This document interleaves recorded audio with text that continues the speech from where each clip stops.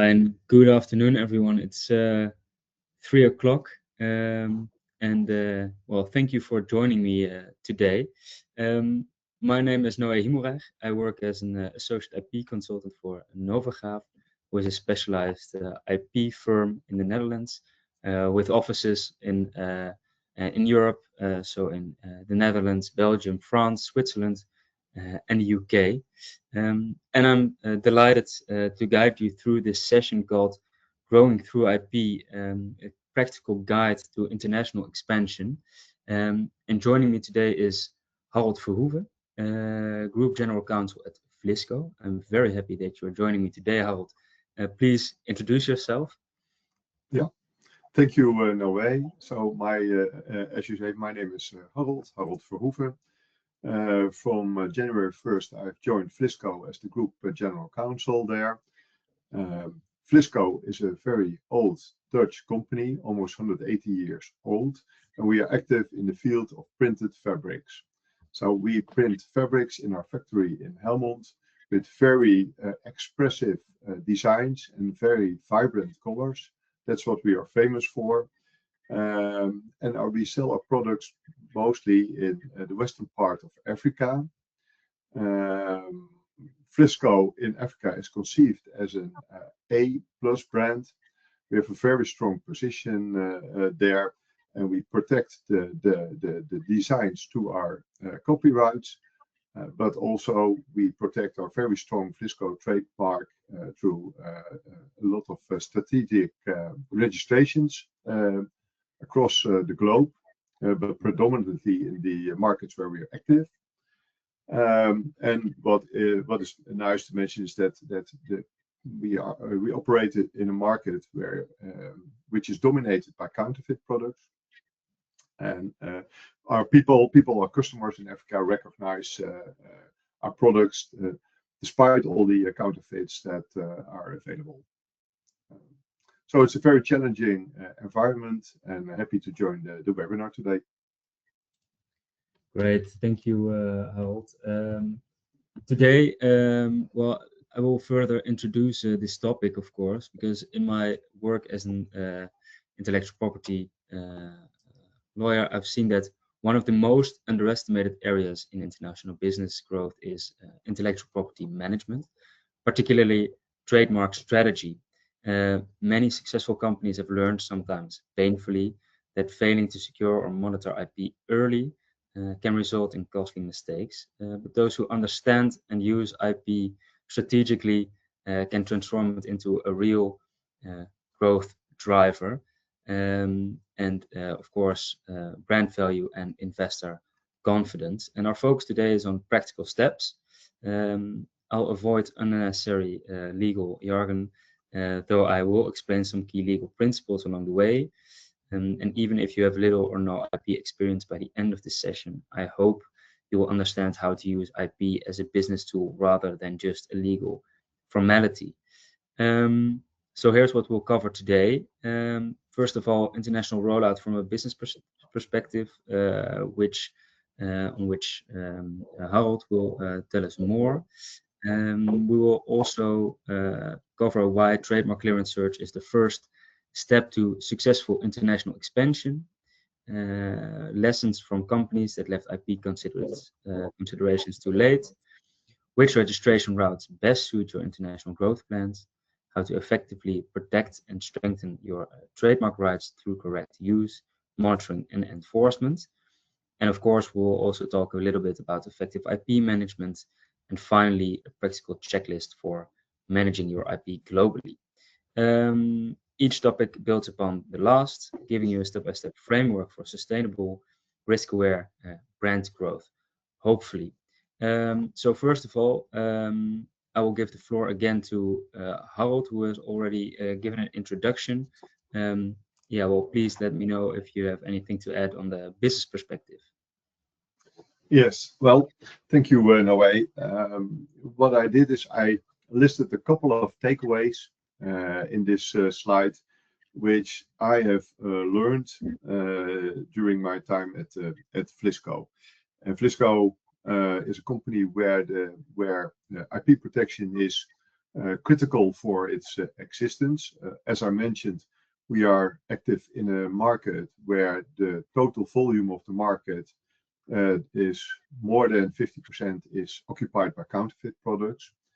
I often say that our trademarks and our copyrights are the only weapons we actually have to fight these counterfeit products.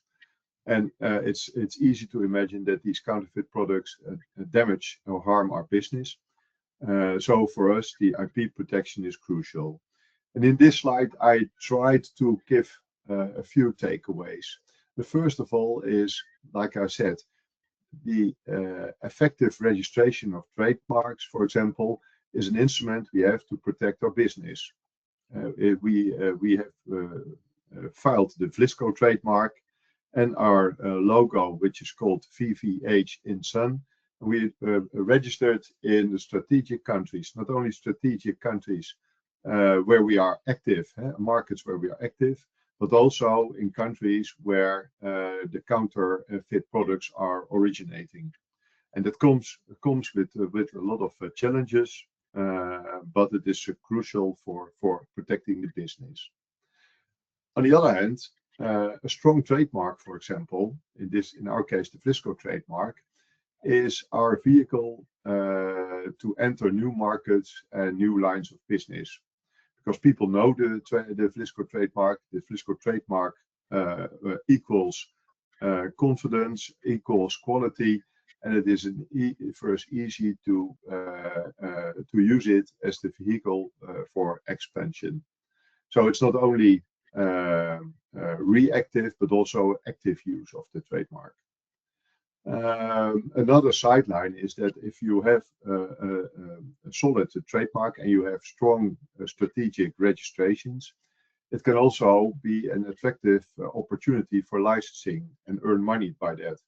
Because there are sometimes markets where you're not active yourself, where other parties might want to start businesses, and then sometimes you can provide license and with attractive license fees if you have a strong portfolio.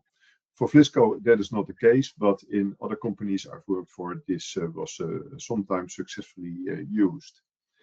Another business aspect of a strong trademark portfolio, or in general, a strong IP portfolio, is that it creates shareholder value. Vlisco is a private equity-owned company, and a strong trademark, for example, represents a certain value. So in the case of a divestment, a strong trademark is often one of the key assets for a buyer to become attracted to a company. And a last point I mentioned already in my introduction, but customer loyalty is often helped by a strong trademark because people recognize the trademark, and the trademark represents the values of the company and the qualities of the product. So people are very proud. People in Africa are proud to wear Vlisco. So that is also from a commercial point of view. In my view, it's an important conclusion. So these are a couple of items from my practice, and I hope this helps you also think about your IP portfolio as a strategic or commercial instrument. Yes, thank you, Harold, for your insights from the business perspective of international rollout of brands. Very insightful. And then we'll start from a legal perspective. And it's good to start with the foundation of obtaining trademark rights, which is the trademark clearance search. Because before launching in a new country, it's crucial to confirm that your brand name or your trademark is actually available and registrable for use and registration in that market.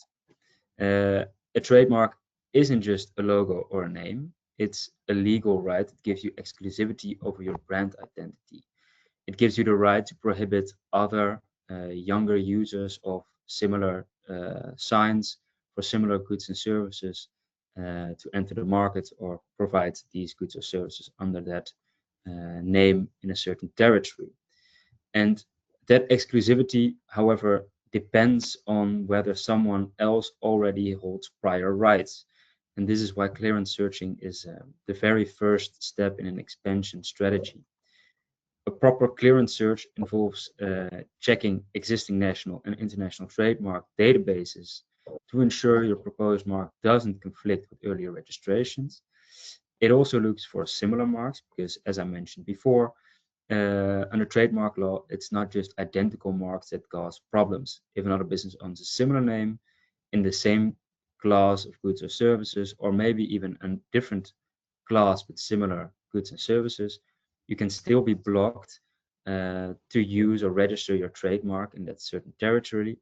And even if you would start using it without a trademark registration, you might even get sued for infringement and even maybe held to pay damages.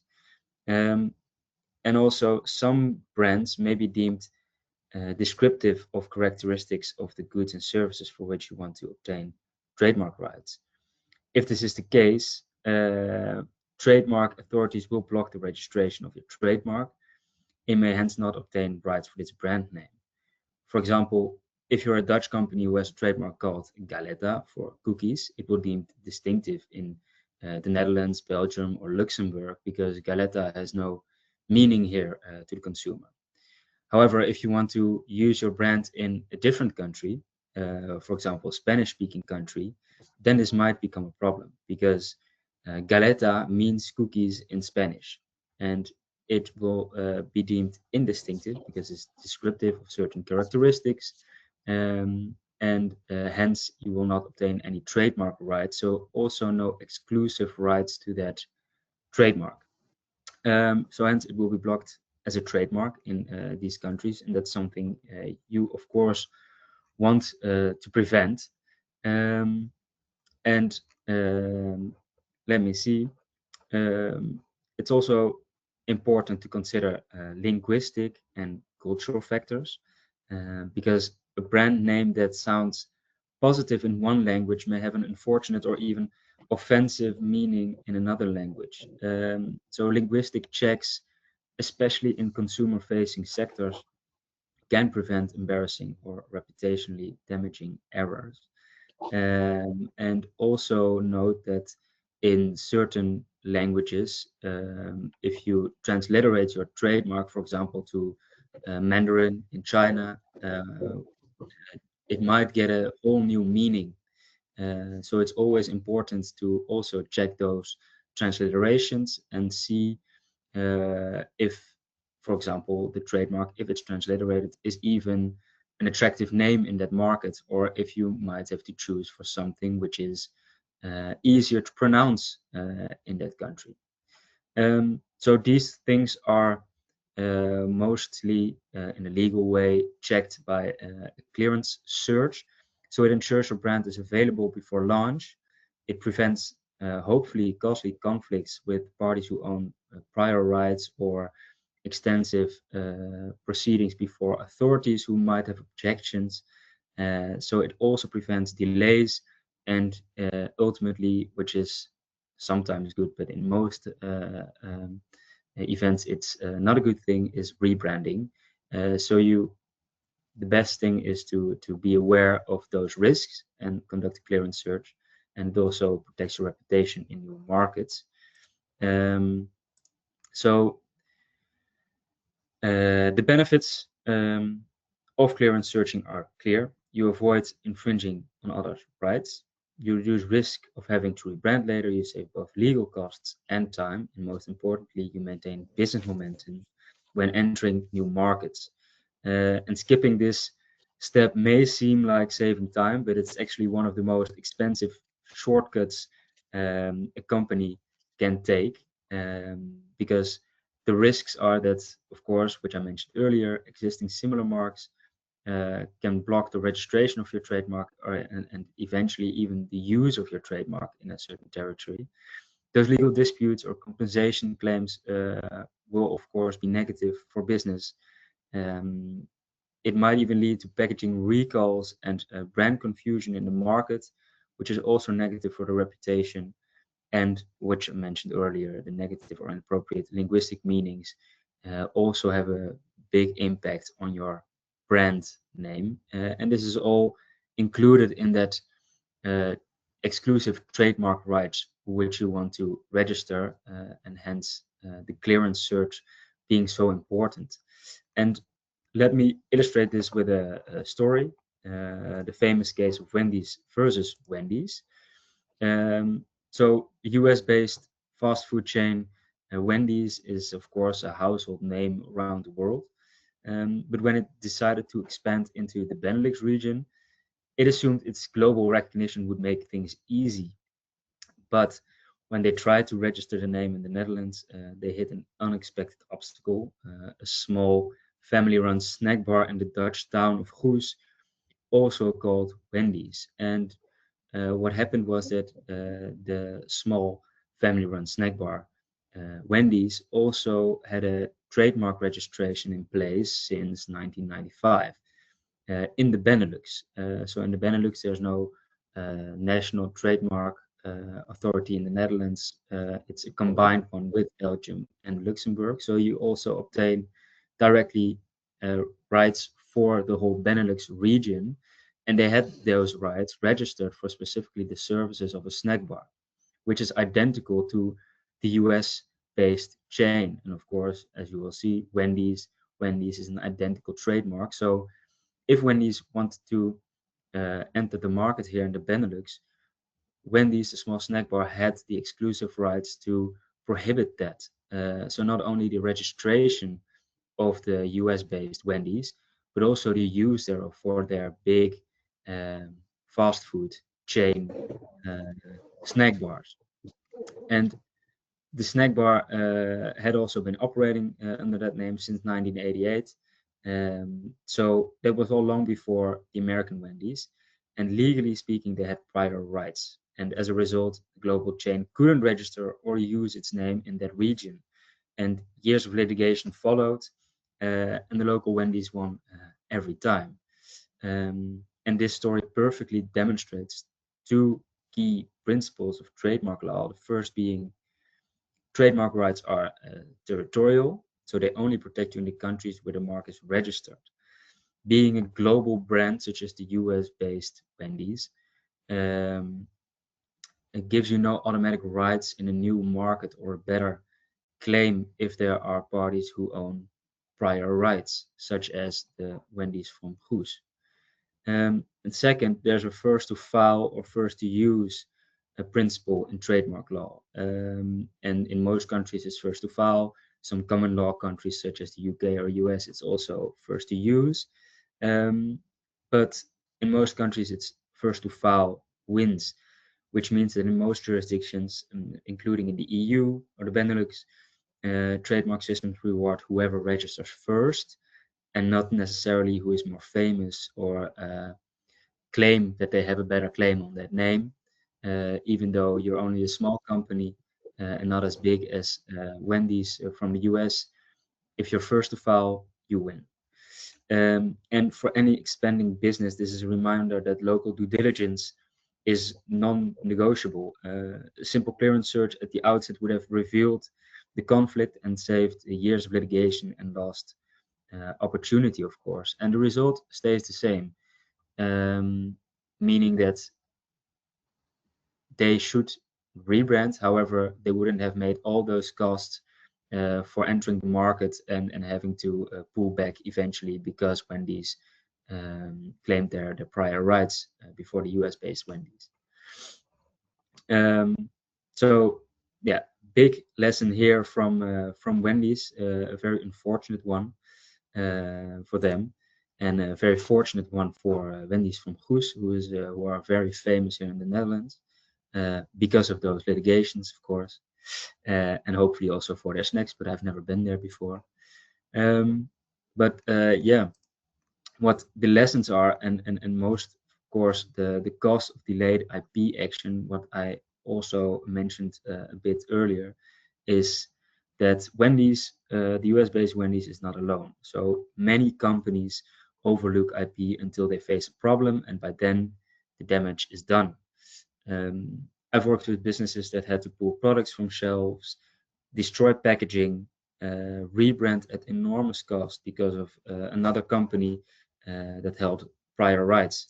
And others have lost the opportunity to enter certain markets because competitors registered their brand names first.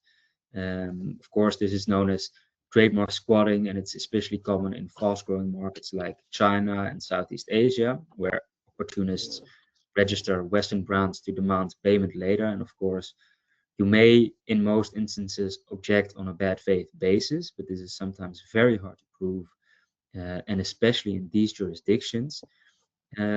So the key lesson also here is, besides the clearance search before you expand internationally, is timing. IP protection must be built into your business strategy from the beginning and not treated as a post-launch formality. Because if you consider IP in every new product launch, partnership, or market plan, then you will at least know of all risks, all legal risks, and you will know how and in which ways you can use your brand in other jurisdictions.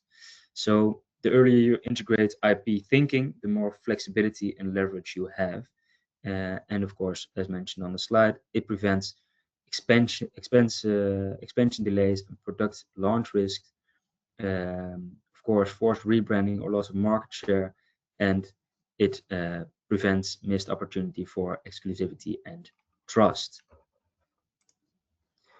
So what successful companies do differently is actually what I mentioned before, and maybe I'm repeating myself a bit, but it's very important. Today, conduct clearance searches before marketing or exporting. They file trademarks in key jurisdictions early for all the goods and services for which they want to start using the trademark, which is of course possible, which should be possible even before active sales begin, and regularly review and align IP portfolios with business goals. And sometimes a bit forgotten is allocate budget to IP protection as part of growth planning and not a legal contingency, because even though it feels sometimes as higher costs to file trademark registrations, to conduct clearance searches, the cost will be way higher if you're not aware of the risks for territories or new products or services which you will be expanding to. So in short, don't let IP be the last thing you think about, but make it rather one of the first. And then we will jump into factors to consider for registration, and which is the first thing you should consider when registering a trademark, and of course after you've done all the clearance searches, is the nature of your market and product. So first of all, is a very important question. Not only is my trademark available, but is my trademark registrable as a trademark, which I mentioned earlier. Is it distinctive? Is it not descriptive? And also take into consideration future growth and licensing plans. Most jurisdictions allow a grace period of 3 to 5 years before your trademark must be used. This means that after this period, other parties are entitled to cancel your trademark completely or partially if you're not commercially using your trademark for the goods and services for which you have registered the trademark. This means that also this period has an advantage to further expand your business.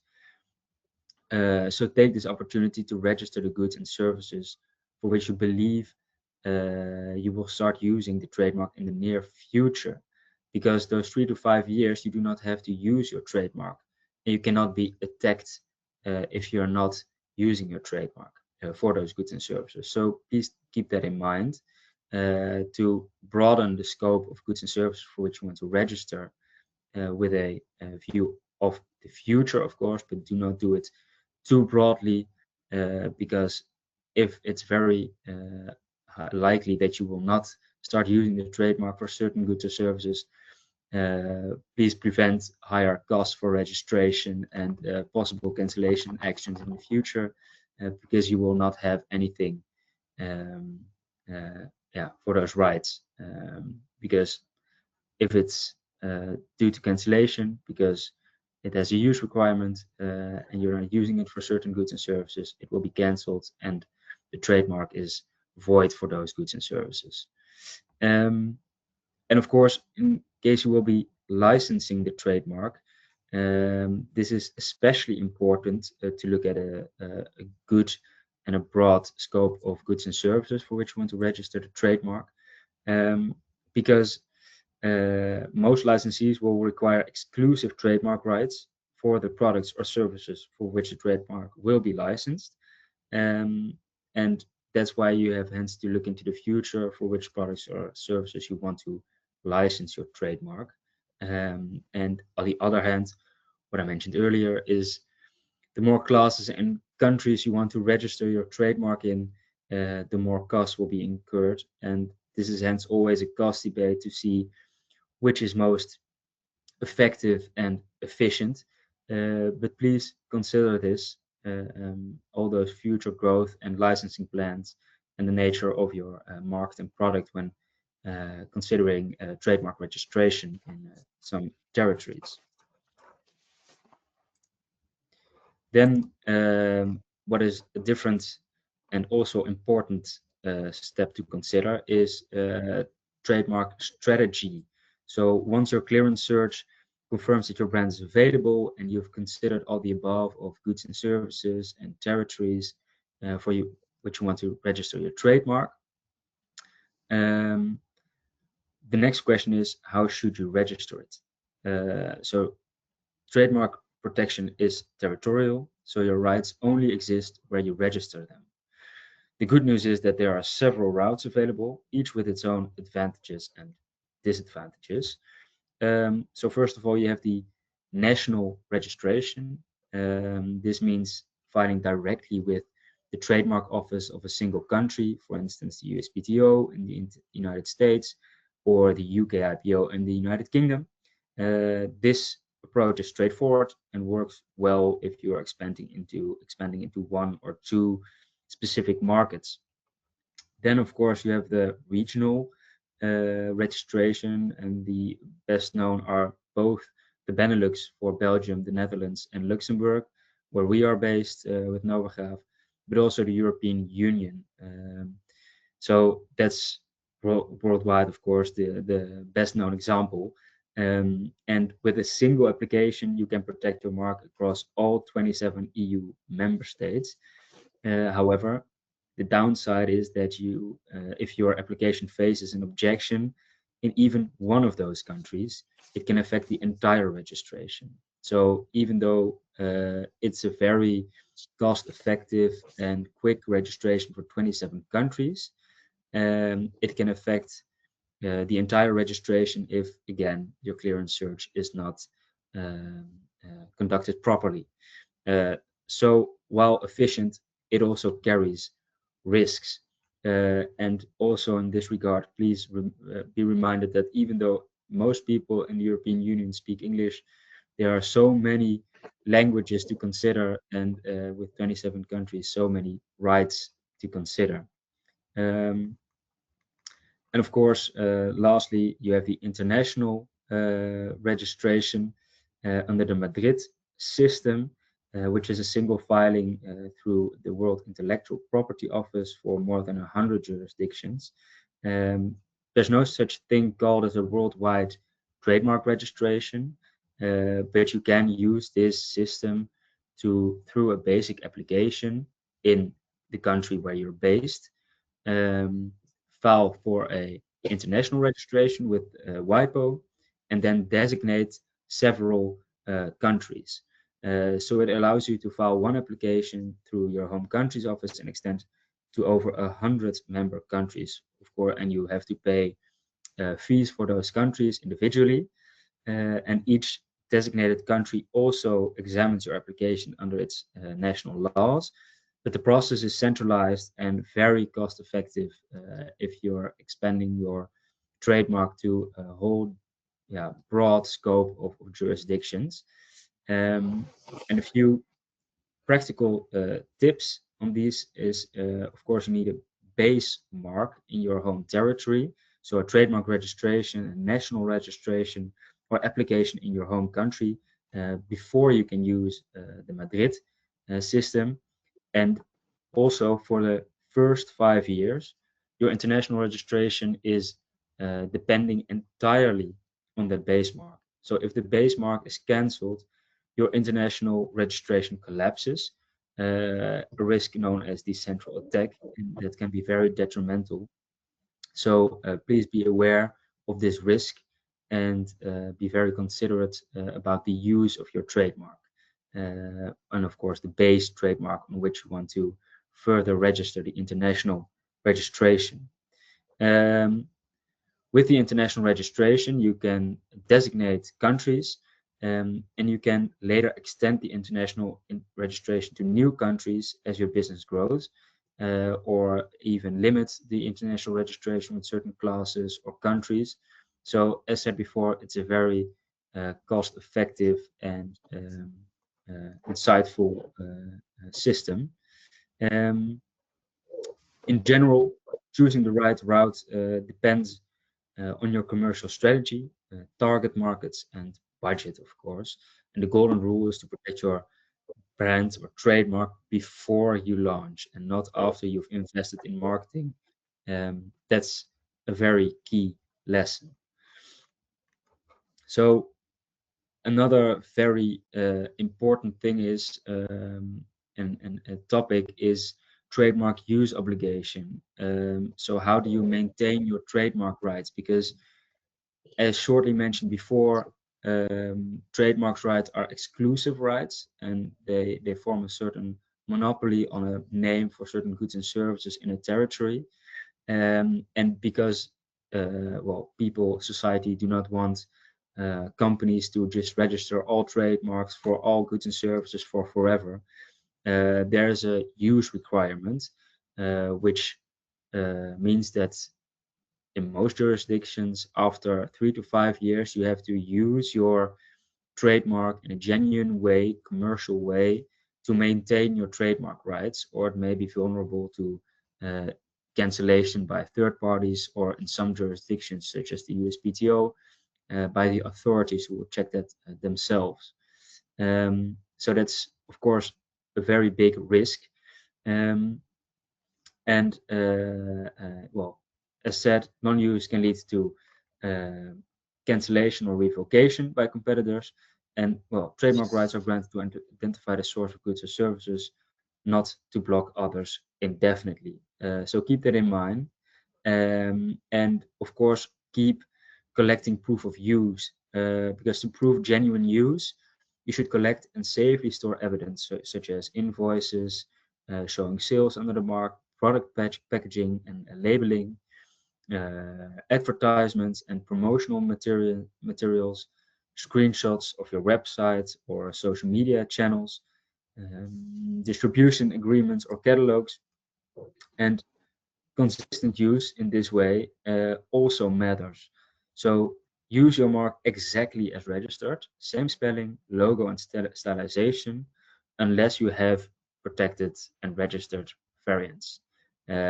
Small unauthorized changes can weaken your rights, but in most instances, you will still maintain your registered rights. However, keep in mind, the trademark which is registered is what you have rights for, so no other variants. So it's better to keep using your trademark as registered and keep a log of what you're using it for, and of course collect the proof of it. And let me see. As mentioned before, avoid dilution through incorrect usage.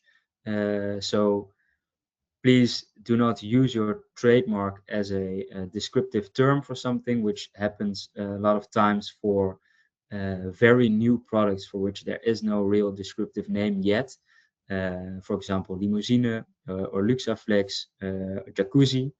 So also, if you're not doing it yourself, please, well, avoid dilution by sending letters to people who are using your trademark in such a descriptive and wrong way, because this may harm your trademark rights. And of course, this is a part of the monitoring of your trademark. And monitoring and enforcement is very, very important for your trademark rights and your brand, because it's essential element. Every week, thousands of new marks are filed worldwide. Without monitoring, a conflicting mark could slip through unnoticed and dilute your brand.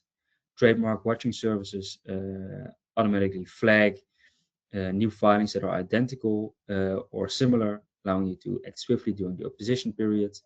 And when infringements occur, speed matters. Taking action early through cease and desist letters, online takedowns, or formal oppositions help avoid confusion in the market and protects your reputation and your brand.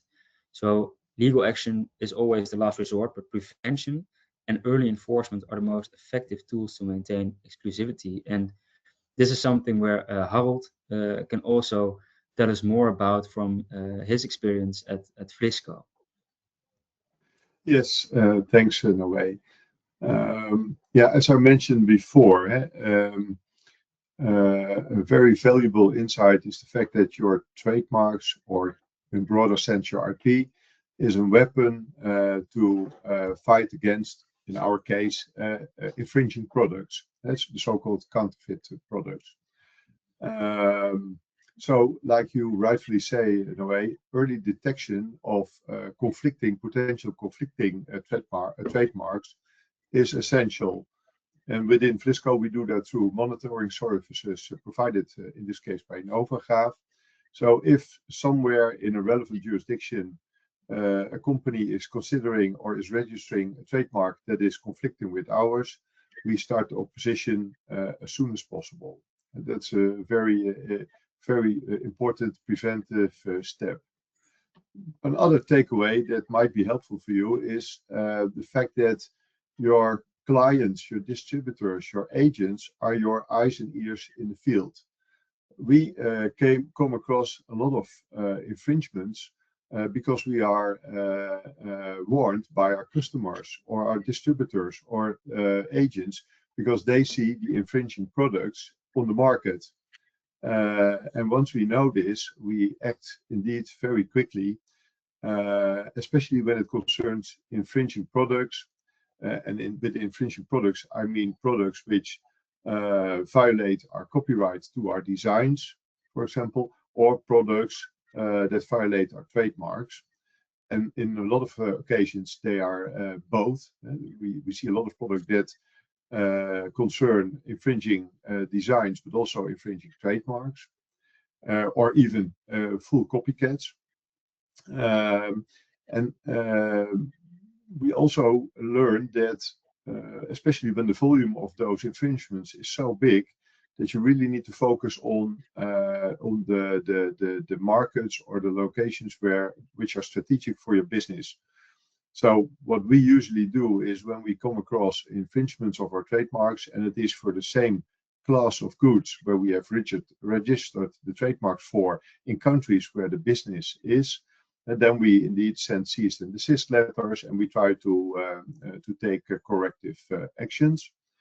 But yeah, as we also not a very big company, we sometimes need to make choices. And if we make choices, we usually try to aim at infringements which are strategic for us. Another important takeaway from a business perspective is that I already mentioned your business partners, like your distributors or your agents, and even your end customers. They simply expect you to take action. We sometimes get complaints from customers who tell us, or distributors who tell us, that they think we don't take sufficient action against these infringing products, which also harms their business. And so a partnership with your business partner, also on the IP field, is crucial, I would say. Another point is what we often do is that we train on dedicated training sessions. We train police and customs people so that they recognize infringing products.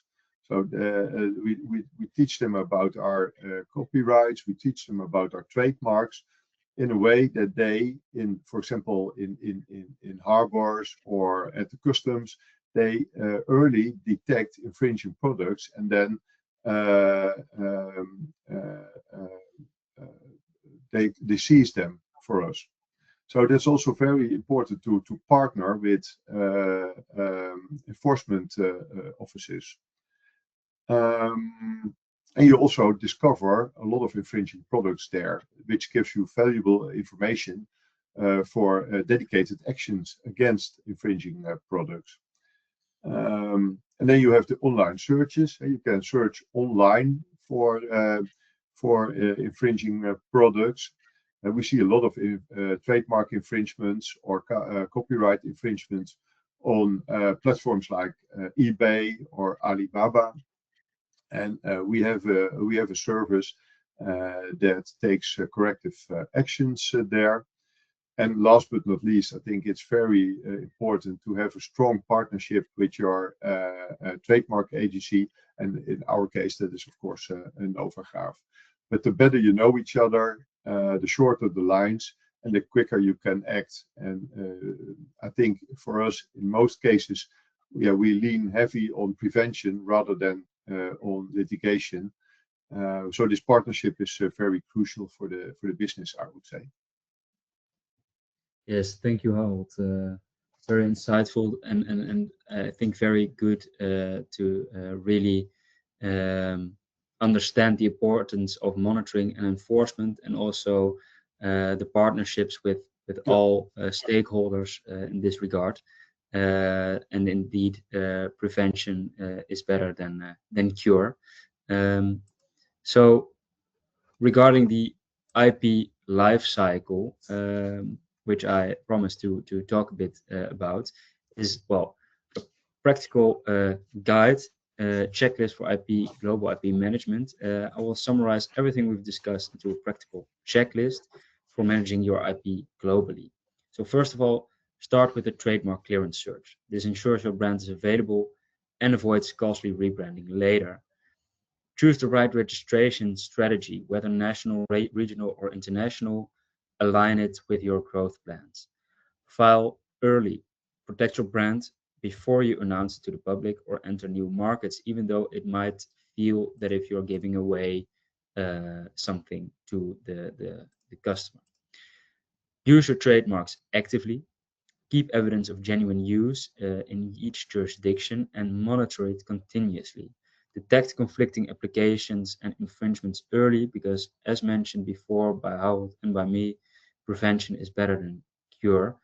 So also file opposition, send cease and desist their letters, and use online protection tools because this is the only way you can really maintain and enforce your exclusive trademark rights, which are so important for your brand and the reputation that goes with it. So lastly, seek expert guidance. Work with IP specialists who can align legal protection with your commercial strategy. And well, yes, hopefully following this checklist helps ensure that your intellectual property portfolio grows with your business efficiently, globally, and with minimal risk. So that's what I've mentioned earlier. And well, closing remarks to conclude, intellectual property is not just about legal compliance, it's about business strategy. It builds trust, supports investment, and safeguards your competitive edge. Your trademarks, designs, and creative assets form part of your company's DNA. Treating them as core business assets rather than legal obligations will give you a measurable advantage when expanding internationally. And by integrating IP management early, conducting proper clearance searches, and maintaining consistent enforcement, you position your company for sustainable and confident growth. So I would like to thank you all very much for your attention today, and especially Harold for joining me today in this webinar. I hope this session has given you a clearer understanding of how to use IP strategically and proactively in your international expansion. And for further information or tailored advice, please don't hesitate to contact me, my colleagues, or visit novagraaf.com. Thank you very much. And maybe, I don't know if there are any questions. I will check right now. One moment.